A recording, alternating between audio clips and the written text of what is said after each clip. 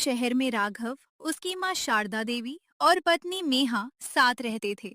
शादी को अभी सिर्फ 6 महीने हुए थे, लेकिन घर में रोज छोटी छोटी बातों पर नोक-झोंक शुरू हो जाती थी।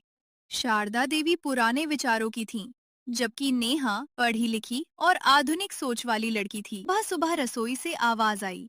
नेहा, चाय में इतनी चीनी कौन डालता है? नेहा भी धीरे से बड़बड़ाई। हर चीज में कमी निकालना जरूरी है क्या? राघव ऑफिस जाने के लिए तैयार हो रहा था। वो रोज यही सब देखकर परेशान हो जाता। एक दिन नेहा ने नया पर्दा लगाया। शारदा देवी देखते ही बोली। हमारे घर में इतने चमकीले पर्दे कभी नहीं लगे। मम्मी जी, घर थोड़ा मॉडर्न लगे इसलिए लगाया है।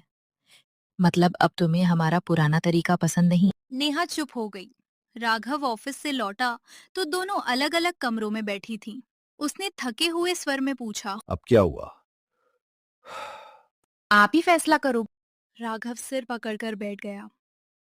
धीरे धीरे राघव तनाव में रहने लगा।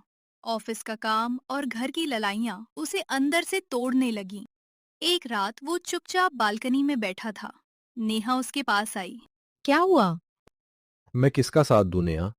एक तरफ माँ है जिन्होंने मुझे पाला, और दूसरी तरफ तुम हो जो मेरी जिंदगी हो। नेहा पहली बार उसकी तकलीफ समझ पाई। उधर कमरे में बैठी शारदा देवी ने भी बेटे की बातें सुन ली। उनकी आंखें नम हो गईं। अगली सुबह नेहा रसोई में गई तो देखा शारदा देवी चुपचाप काम कर रही थी। नेहा धीरे से बोली। मम्मी जी, मैं आपकी जगह कभी नहीं ले सकती।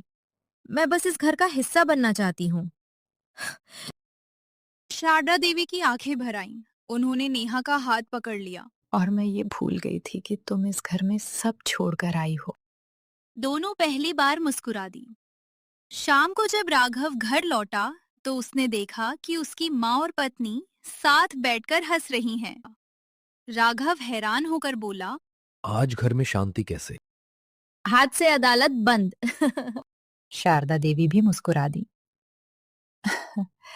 अब हम दोनों मिलकर तुम्हें परेशान करेंगे। बस मुझे यही चाहिए था। घर तब खुशहाल बनता है जब रिश्तों में जीत नहीं, समझदारी हो। सास और बहू अगर एक दूसरे को समझ लें तो बेटा कभी दो हिस्सों में नहीं बंटता।